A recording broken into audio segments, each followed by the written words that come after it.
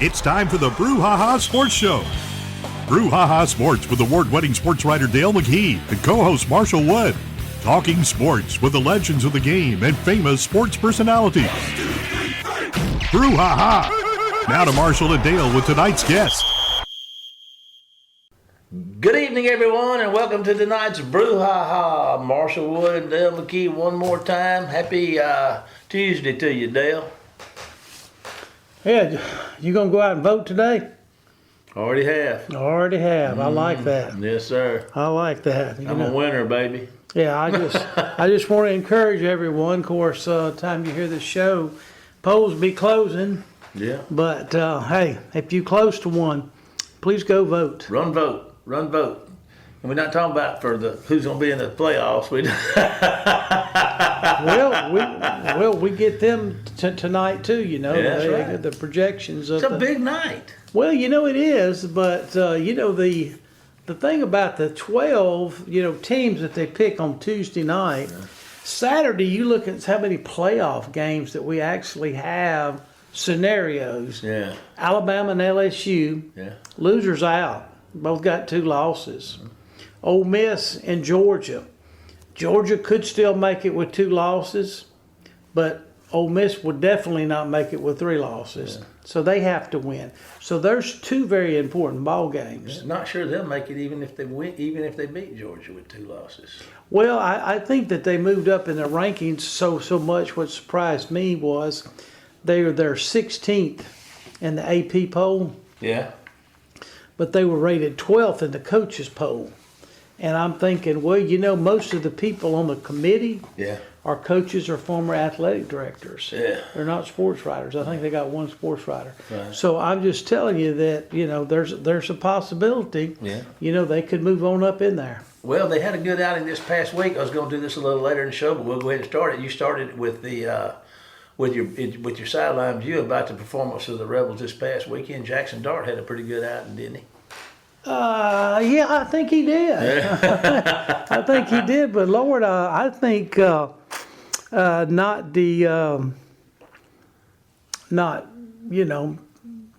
raining on his performance, but Lordy, he had 7-8 seconds. He just sit back there and look. Okay, that guy's open. I'll throw it to him. You bring him that much time against Georgia? I don't think so.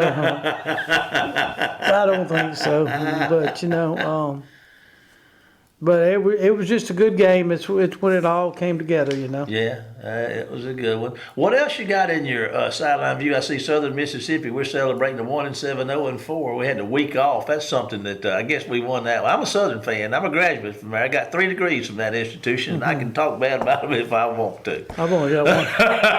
I've only got 1 degree, so I can't talk bad. I do know. I did talk to a friend of mine that's on the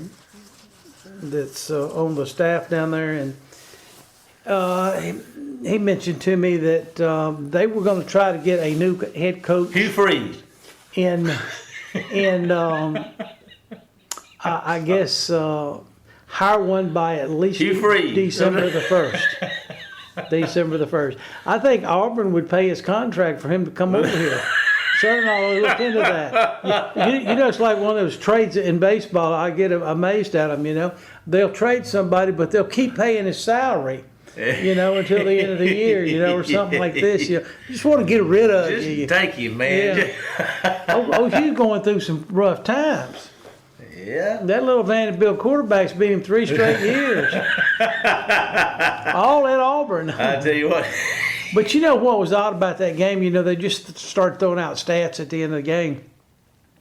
This is the first time in the history of Vanderbilt football that they beat Auburn at Auburn. It's the first time in Vanderbilt football history they beat Alabama and Auburn the same year. Yeah. So their game against Tennessee, everybody thinks Tennessee's going to go in there and push them over that last game. I'm not so sure anymore. It's going to be played in Nashville, and Tennessee may be playing for their playoff lives that day. There won't be 100,000 UT fans there in that stadium, that's for sure. What little hold, about 15 or 20? Well, yeah. It's in the construction process, too. Yeah, unless they play over at Oh, Titans down. At the big tie, Yeah. big time, I'm not sure where that game is played, but anyway. All right.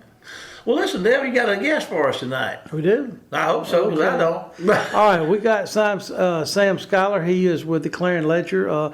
He covers all Mississippi State sports for the Clarion Ledger. Okay. And he's going to, touch base a little bit about basketball, because right now old Sam's got a busy schedule. Okay. He's going from basketball to football. He's working hard. Yeah. Well, I tell you what. Well, let's take a break and hear from one of our sponsors, and Dale and I'll be right back with tonight's guest, Sam Skylar, after this commercial break.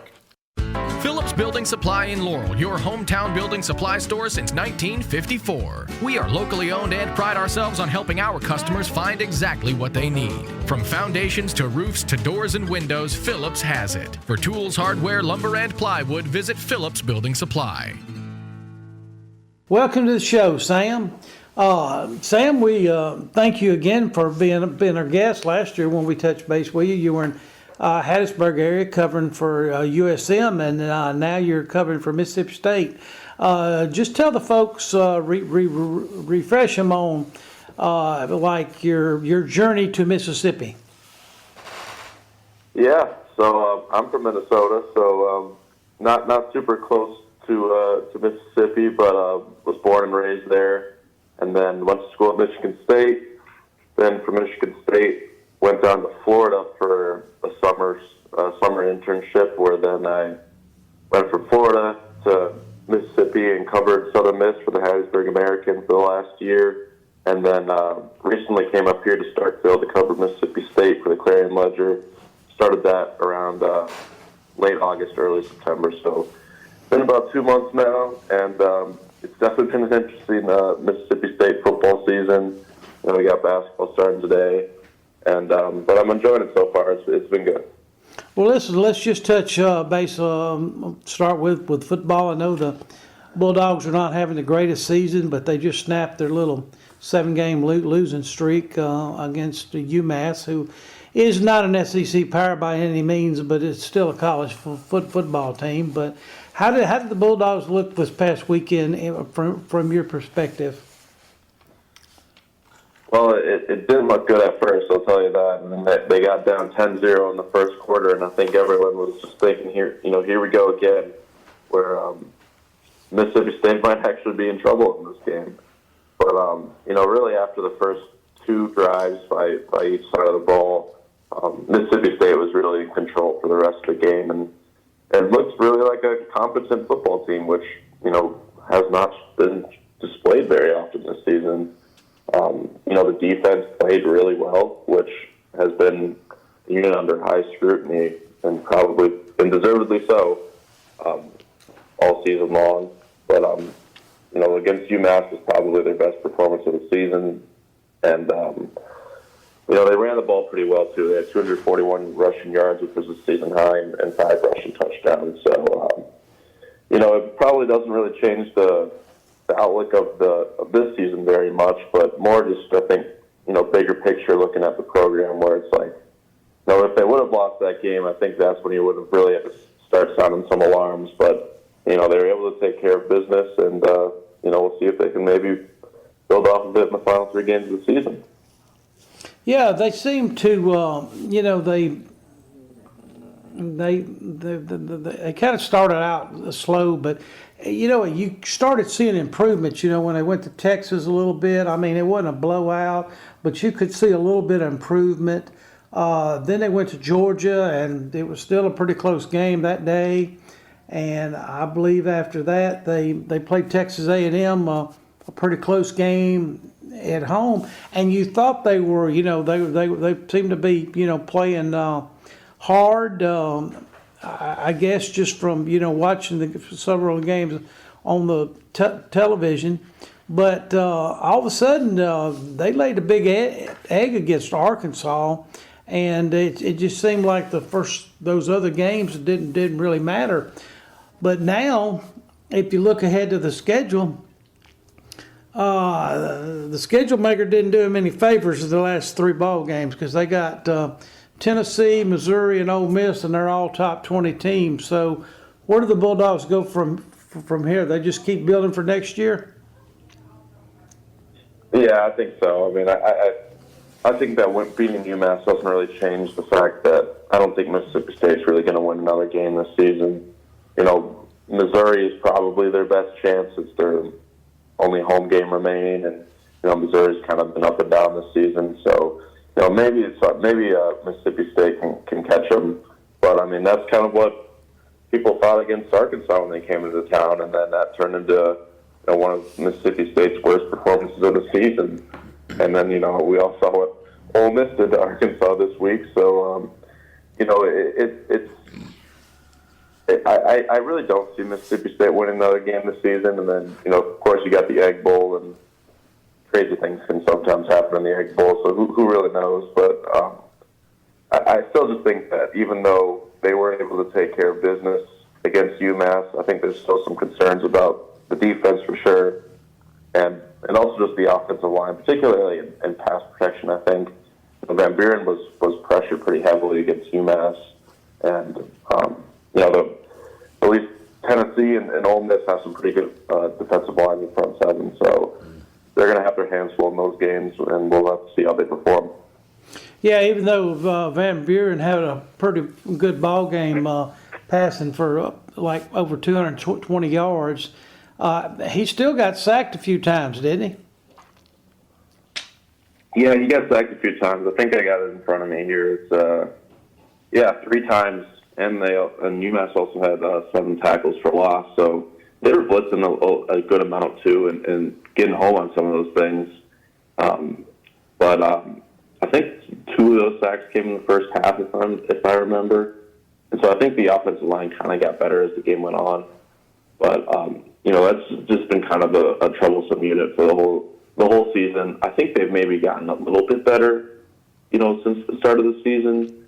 But it's going to have to be something that's reworked next season for sure.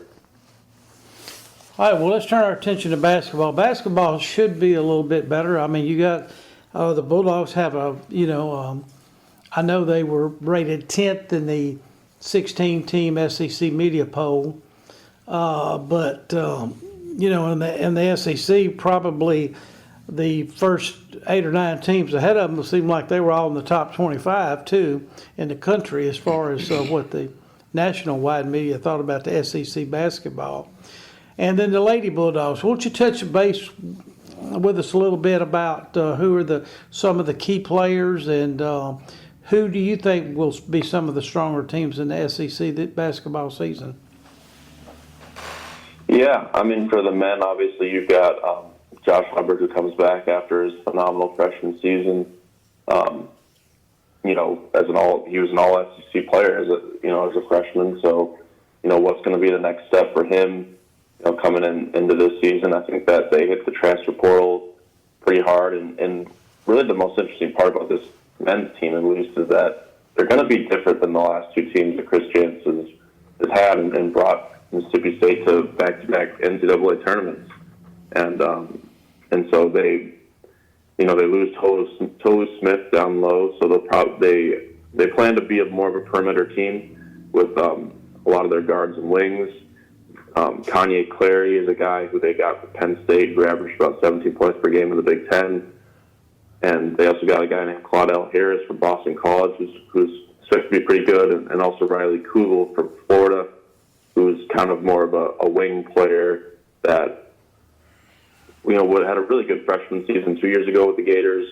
And last season, kind of plateaued, I guess, at least statistically. And so he was a guy that Mississippi State actually recruited out of high school and lost out to Florida. Now he comes back here to Mississippi State. So, maybe if they're potentially able to unlock some more from him, he could kind of be an X factor for this team. But they're expected to score a lot of points, which, is kind of the opposite of what Chris Jansen's been in the first 2 seasons here. It's been a lot of defense and low scoring, grinded out games. So it should kind of be the opposite there. And they get West Georgia tonight, who, I don't personally know a ton about, key players and stuff right now in West Georgia, but I do know that this is their first game moving up to the Division I level. So at least it'll be a historical game for that program. It's something that those players and that university will be pretty motivated and excited to play. So we've seen Mississippi State, last year they lost the game to Southern. So, if they're not prepared, if they come in sleepy, who knows what can happen. And at least for the women, they bring back Kayla Jordan, who's kind of the star there, and so she could have another big season. And it's about just getting back to the tournament for this team under Sam Purcell. And they don't play till Thursday against Memphis, which is a pretty interesting opening night game against pretty legit opponent. So it'll be a nice early test for them. Well, looking back at the male or the Bulldogs, who on their non-conference schedule seems like that's going to give them some challenges. I know a lot of the folks that you play. It seems like that you're just kind of paying them to come and kind of hope you win and but try to help the other team financially. But what about some of the challenges facing them before they get into the SEC? Well, they play at Memphis on December 21st, so that's probably going to be their toughest game just on paper right now. Obviously, that's a program that has very high expectations every season, so we'll see if they're able to live up to those this year. They play at SMU on November 22nd, so that should be an interesting game. Their first season up in the ACC, so that's a road game, a true road game. Utah, and that is the game they play in South Haven, and so at the neutral site. I don't think that Utah was very good last season. I'm not really sure what their outlook is right now for this season, but I think Mississippi State should be able to take care of business there. And then around Thanksgiving time, State plays in the Arizona Tip-Off, which is one of those 4-game tournaments or whatever. And so they play UNLV first, and then either Butler or Northwestern after that. So those are kind of the standout games, and then you play Pitt at home on December 4th in the SEC-ACC Challenge. Who obviously Pitt was the team that beat Mississippi State 2 years ago in the first 4, so should be an interesting game. Yeah, just listening to some of those teams. Pitt's really had some good basketball teams the last few years. Also, anytime you play anybody from Indiana, you mentioned Butler in there. All I know is they play a great brand of basketball, like a lot of those northern teams, especially those that Middle American Conference. All right, now that you've updated us on Mississippi State, on the overall college, what are some of the teams that you think should be considered for the playoffs that's kind of under the radar? Do you think Indiana, is deserving? Do you think a BYU is deserving? Do you think an Army is deserving if they all win their, keep winning like they are? Are they going to get in, or are the big names of the SEC, are they going to kind of bully their way in? Yeah, well, particularly with Indiana, I think, as a Michigan State grad, I didn't really think Indiana was all that good until last week when they went into East Lansing on Saturday and beat the Spartans 47-10. And so now I'm kind of actually considering Indiana to be pretty legit. Are they legit to win the national championship? I don't think so. But, they're 9-0, and they've got a pretty easy schedule moving forward. I think they play Ohio State, and then I think the rest of the games are pretty winnable. So if they only have one loss, it's really hard to keep them out of the playoffs at that point. And, in terms of the SEC, it's been quite an interesting season with all these one-loss teams now. There really isn't like a clear-cut, top team in the SEC. It seems like every team kind of has a flaw. Georgia was able to beat Florida this weekend, but Carson Beck clearly has a turnover problem, and you feel like at some point that's going to come back to bite him.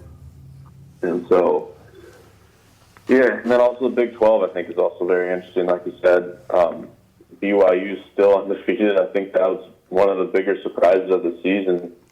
With Iowa State losing this weekend, that was pretty surprising for them to lose at home like that, and Kansas State losing to Houston. If BYU's end the season undefeated, they'll certainly be in. And so, Ole Miss, I think, is in a very interesting spot, kind of on the bubble right now. It seems like before this weekend that, they were on the outside looking in, then they go in and demolish Arkansas and get some help with some other losses from some other teams, and all of a sudden, playoffs seems act like a reality. So I think the SEC is honestly one of the most exciting conferences right now, at least because of this 12-team playoff, because we really don't know who from the SEC is going to make it right now. So it'll be really interesting to watch down the stretch. If Ole Miss is able to beat Georgia, that'd be a huge win for them. Well, does it put pressure on coaches like I listened to a little bit of the Ole Miss game. The TV announcers were kind of saying, I don't understand why Jackson Dart's still in the ball game. I can't remember how it was, maybe early fourth quarter, ever what it was. But Arkansas was still trying to score for sure, and they were doing a pretty good job of it. But does it put pressure on coaches like Kiffin to maybe beat the dog out of somebody to enhance their playoff chances, or do you think the committee even looks at something like that?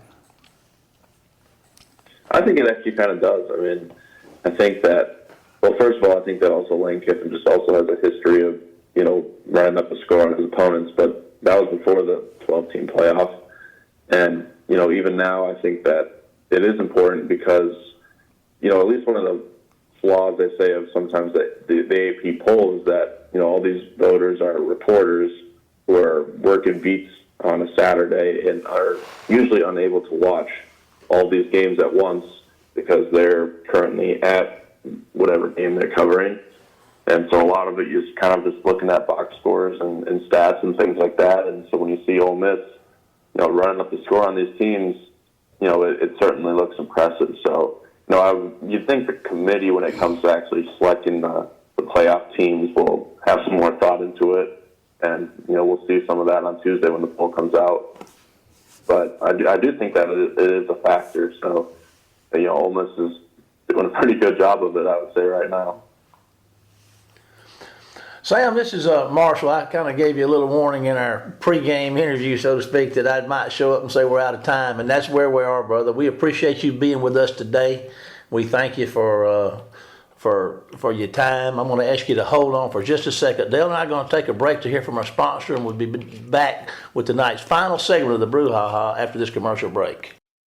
Phillips Building Supply in Laurel, your hometown building supply store since 1954. We are locally owned and pride ourselves on helping our customers find exactly what they need. From foundations to roofs to doors and windows, Phillips has it. For tools, hardware, lumber, and plywood, visit Phillips Building Supply.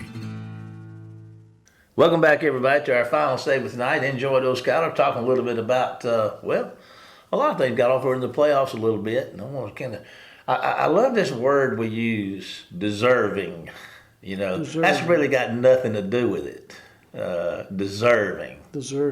Yeah, to be in the playoffs. I mean, deserving. What's that got to do with anything? Deserving. Well, they used to say, okay, basketball and baseball, when they're picking the final 64 teams in both of those, what is the main topic that you always hear these guys say?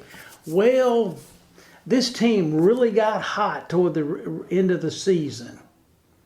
And even though the record wasn't that good, they kept improving, and boom, they end up making the playoffs. And they may be like a 9-9 SEC team and, be 20-11 overall, but they got hot at the end of the year and won a couple regular season games, won a couple games of the tournament. So they're hot. So I wonder if the committee is going to take that in consent. Were you talking about basketball? No, I'm talking. Yeah, I'm not talking about basketball. No, I'm talking about the 64 Okay. teams. How they pick them. But now I'm thinking 64 for what? for basketball Okay, I was and talking about baseball. football. Yeah, I understand. But what I'm saying is, I'm relating to that is the way they pick them.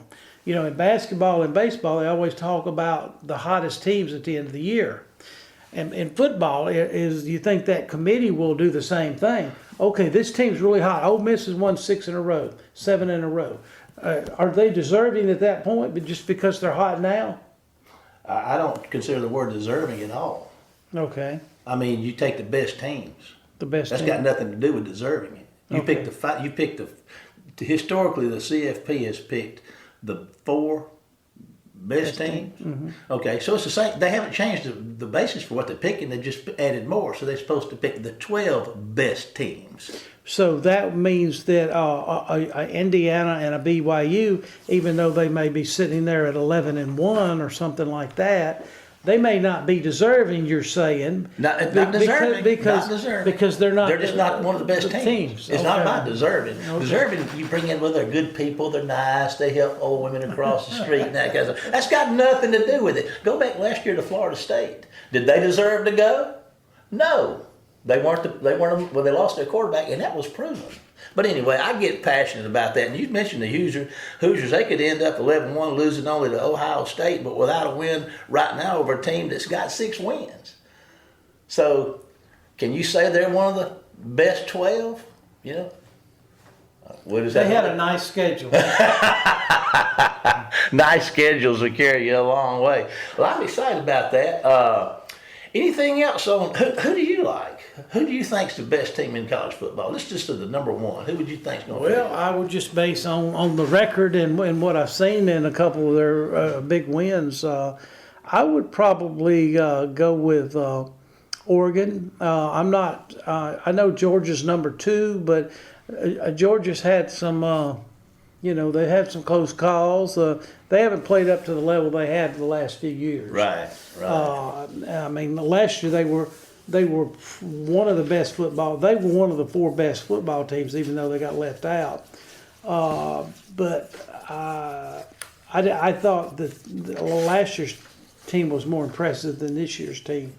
That's just my thoughts. Texas. Before the Georgia game, I thought Texas's schedule wasn't that strong. Even though they were undefeated and number 1 in the country at the time, I just didn't think their schedule was as challenging as some of the other teams. Georgia had a schedule this year. Mm-hmm. Went to Texas, coming to Ole Miss, coming to Alabama, and they got Tennessee. That's about as tough as it gets. Yeah, that's tough now, and 3 of them on the road. Yeah. And so, and they should have beat Alabama, except for that little freshman from Saraland, Ryan Williams. Doing that pirouette down there on the sideline and taking off for the end zone. Yeah. Did you see the highlights of the Philadelphia Eagles game on Sunday? That's Shaquan. You talking about Shaquan Barkley? Yeah. Isn't that crazy? Yeah. My son sent me a text and says, "Is this even reality?" Is that one of those digitally enhanced deals? I mean, if you didn't see it, folks, you need to look it up. That was one of the most amazing things I've seen. He jumped over that guy backwards. I mean, first you got to see him coming. Yeah. Then you got to jump up high enough for him to go under you. Then you got to hit the ground and gain 3 or 4 more yards. I mean, how do you do that? Guy's always been a freak, though, man. He's awesome. Well, I think the New York Giants are definitely missing him. He's powerful, man. Yeah. He's powerful on every front. Anything else we got here, Dale, we want to talk about? We kind of looking at the playoff thing, because that's all going to clarify by the time that we're out. Tell us about, I think you had something in your sideline view, maybe about some of the JUCO football, some new stuff in there. Tell us about that before we Yeah, they're down. Okay, they finished the regular season last week, and they're going to start the playoffs this week. And what's surprising about there's a couple newcomers to the playoffs. Now, Northwest and Gulf Coast are in the playoffs, like they usually are. Northwest is usually the kingpin of the North, them and East Mississippi. East Mississippi was left out this year. So Northwest is the number 1 team from the north. They'll play the number 2 team from the south, which will be Gulf Coast. They'll play that in Senatobia Saturday night. And the other 2 are very surprising. 2 years ago, East Central Junior College in Decatur did not win a football game. And 2 years later, they are the South Division champions. Wow. And they hadn't been to the playoffs in 11 years. Who's that now? East Central. Of the South Division champions. Yeah, the South Division champions. They beat out Gulf Coast. They beat them head to head. They got a good baseball program up there, Yeah, too. yeah, they do. Played in the World Series last Sure, year. they did. And the second place team from the South was Gulf Coast, but the second place team from the North was Holmes Junior College, and they're making the playoffs for the first time since 2002. Wow. Well, congratulations Where to were you? them. Where were you in 2002? 2002. But they have the old Philadelphia high school coach Marcus Wood. He's coaching Holmes, and he's got one of my good friends, Barney Farah, who used to coach at Ole Miss. He's on the staff up there, kind of the head recruiter. Coaching matters. Yeah, coaching matters, and they've done a good job in Goodman. Yeah. Well, listen, Dale, I appreciate you getting us up on that. We're about out of time. We want to certainly thank tonight's guest for being with us, old Sam Skylar, and we appreciate him. We appreciate our sponsors and our listeners. But I want to remind you that you can follow us during the week on our Facebook page at the Brouhaha, and all of our shows are cataloged for you where you can listen on demand at our YouTube channel at the Brouhaha. But as for now, it's time to say goodbye, Dale. Goodbye, Dale. And we'll see you next week for more of the Brouhaha. Get us out of here, Jamie. You've been listening to the Brouhaha with Dale McKee and Marshall Wood. Heard Tuesday evening, 6 p.m. on WABO.